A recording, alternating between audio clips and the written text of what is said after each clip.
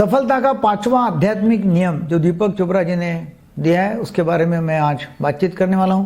पांचवा आध्यात्मिक नियम जो है वो है the law of intention and desire, मतलब हमारा इरादा और हमारी इच्छा है। इसके बारे में ये बताते हैं कि ये जो यूनिवर्स है, जो ब्रह्मांड है, इसमें बहुत सारी एनर्जी है, बहुत सारी इंफॉर्मेशन है और हम ब्रह्मांड से जुड़े हैं। हमारे में भी एनर्जी है, ब्रह्मांड में एनर्जी है। और एनर्जी कहाँ नहीं है? आप कहीं भी देखो एनर्जी है।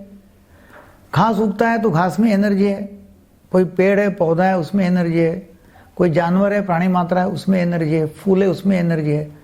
सभी जगह एनर्जी है।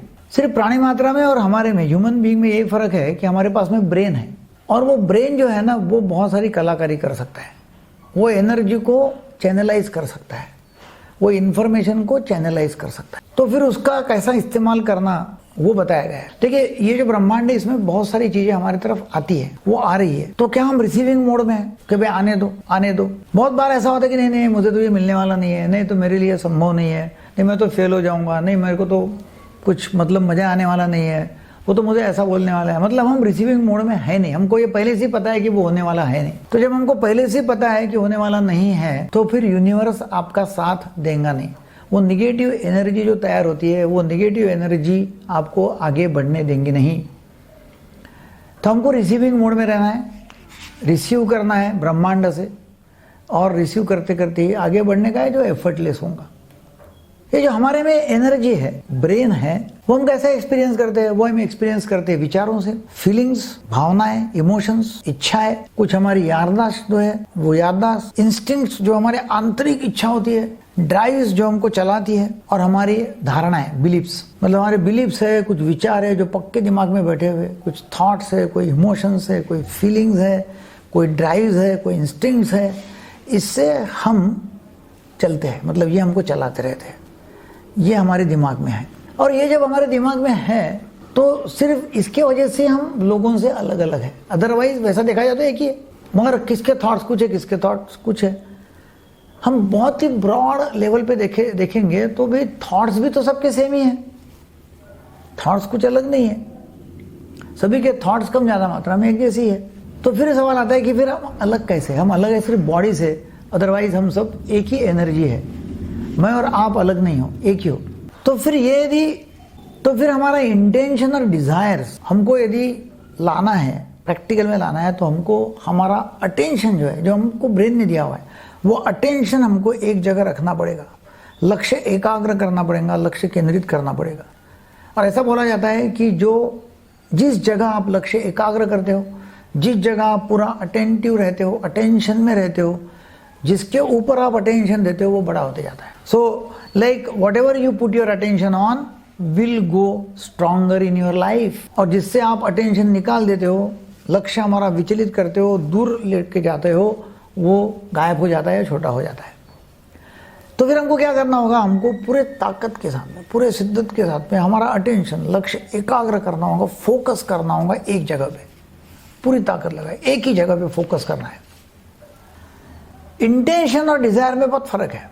जब इंटेंशन हम बोलते हैं तो intention is without attachment to the result, मतलब इरादा या हेतु है, वो एक तरह से कहा जाता है कि भाई वो रिजल्ट से अटैच नहीं है। मगर डिजायर जो है, इच्छा, वो बहुत अटैच है रिजल्ट से। तो फिर क्या है कि डिजायर है और इंटेंशन भी है। इसका मतलब है आप जो काम कर रहे हैं वो काम आप पूरी ताकत से कर रहे हैं, इंटेंशन से कर रहे हैं, मगर आउटकम में आप अटैचमेंट नहीं हो, आउटकम से आप अटैच नहीं हो, वो हो जाता है। वो अगले लॉ में आएगा कि लॉ ऑफ डिटैचमेंट क्या है। अभी हम बात करेंगे इंटेंशन के ऊपर, लक्ष्य एकाग्र करना। और डिजायर आपको यदि है और उसके पीछे आपने इंटेंशन क्रिएट किया, इरादा, हेतु, उद्देश्य वो क्रिएट किया और पूरे ताकत के साथ में वहां फोकस करके वो काम करे, तो डेफिनेटली आपकी डिजायर पूरी हो जाएगी। एक इसमें आता है one point attention. One point attention का मतलब ये होता है कि आप एक बिंदु के ऊपर इतना अटेंशन, इतना लक्ष्य एकाग्र करते हो कि बीच में कुछ भी ऑब्स्टेकल आएंगे तभी आप उसके ऊपर ख्याल नहीं देंगे।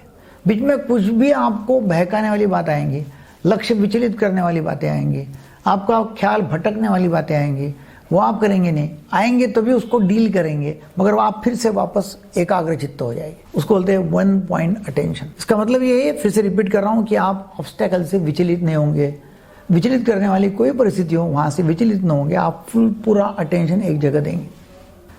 तो अभी हम देखेंगे कि ये इंटेंशन एंड डिजायर का लॉ अप्लाई करना है तो उसको कैसा अप्लाई करेंगे। तो इसमें 5 एलिमेंट्स है, 5 स्टेप्स है। Number 1, slip into the gap. इसका मतलब क्या है? इसका मतलब यह है कि आप गैप में चले जाओ, बीच बीच में। कौन से गैप में चले जाओ? कि आप जब शांत मेडिटेशन में बैठे हैं, आप आपके थॉट्स को ऑब्जर्व करो। एक थॉट हो गया तो कुछ साइलेंस आता है बीच में। हो सकता है कि वो साइलेंस जो है वो 1 सेकंड का हो, 5 सेकंड का हो, 2 सेकंड का हो, और वो जो साइलेंस है वो साइलेंस में आप स्लिप होते हो, जाते हो।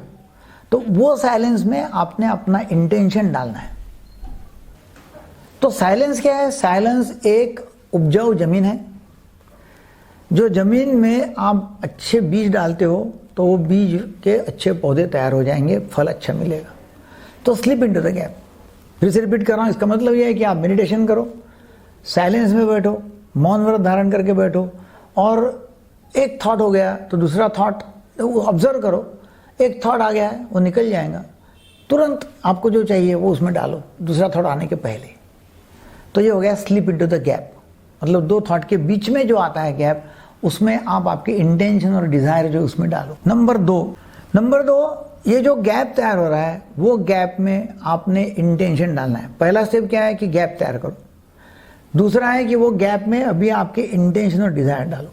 इसका मतलब यह है कि आपके पास में इंटेंशन और डिजायर्स की विश लिस्ट जो है आपकी, वो रखो तैयार कि मेरी कौन सी इच्छा है, मेरे को पूरी करना है।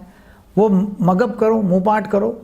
जैसे ही आप गैप में जाओगे, एक थॉट आ गया, फटाक से वो थॉट डालो कि मुझे ये मेरी इंटेंशन पूरी करनी है। वो फर्टाइल लैंड है, उपजाऊ जमीन है, उसमें डाल दो वो गैप में। तो ऐसे जब आप बार बार करते रहेंगे तो डेफिनेटली यूनिवर्स के ऊपर या ब्रह्मांड के ऊपर उसका प्रभाव पड़ेगा। तीसरा है remain in the state of self referral. इसका मतलब मैं कौन हूं ये मुझे मालूम है, हम हमारे है कौन मुझे मालूम है, मैं मेरा कौन हूं मुझे मालूम है। मैं कौन हूं ये लोगों ने ठहराने का नहीं है। लोग कुछ भी बोलेंगे मेरे बारे में, लोग अच्छा बोलेंगे, बुरा बोलेंगे, तारीफ करेंगे, वाह करेंगे, जो भी करना है वो करेंगे, मगर मैं उसमें बह के नहीं जाऊंगा। मैं देखूंगा ये कि मैं कौन हूं, ये मैं ठहराऊंगा। लोगों के हाथ में मेरा रिमोट कंट्रोल दूंगा नहीं। और फिर एक मार्ग उसमें ऐसा है कि आपके जो डिजायर्स है वो आपने आपके पास में रखना है, शेयर करना नहीं है। हाँ, शेयर करना है। किसको शेयर करना है? जो आप अपनों को अपने वाले समझते हो उनको, कि जो आपको सपोर्ट करने वाले, सहायता करने वाले, उनको शेयर करना है। ऐसे कोई भी पकड़ा उसको बता दे कि मेरी डिजायर्स ये है, मेरी इंटेंशन ये है, उसको बताने की नहीं है। क्योंकि वो लोग, एक तो आप कंपटीशन खड़े कर रहे हैं, वो लोग पता नहीं कैसे है, वो आपके पैर में डालेंगे खोड़ा, आपको पीछे खींचेंगे और आपका इंटेंशन डिजायर पूरा नहीं होने देंगे। तो फिर आपको क्या करना है? आपको आपके इंटेंशन डिजायर जो है वो लोगों को बताने का नहीं है, अपने पास में रखना है और लोगों से प्रभावित नहीं होना है। ये होगी तीसरी स्टेप। चौथी है कि आपने जो रिजल्ट्स आने वाले उसके साथ में कुछ भी रिश्ता रखने का नहीं है। अनासक्ति, डिटैचमेंट। कर्मण्यवादी का रास्ते मां फलेषु कदाचन। इसका मतलब मैं कर्म करूंगा, फल की चिंता नहीं करूंगा। तो डिटैचमेंट रखने का है। और आउटकम क्या आने वाला है, इसमें से क्या फल मिलने वाला है, वहां न देखते हुए मेरा पूरा लक्ष्य एकाग्र करना है मेरी एक्शन के तरफ, एक्शंस। नंबर 5वां जो है कि मैंने रिसेप्टिव रहना है। ये ब्रह्मांड जो है बहुत एनर्जी है, वो एनर्जी आपके तरफ आ रही है, मौके आ रहे हैं। आप ऐसे रहो कि जो भी मौका आता है उसको आने दो, वो नेचुरल है, उसको आने दो।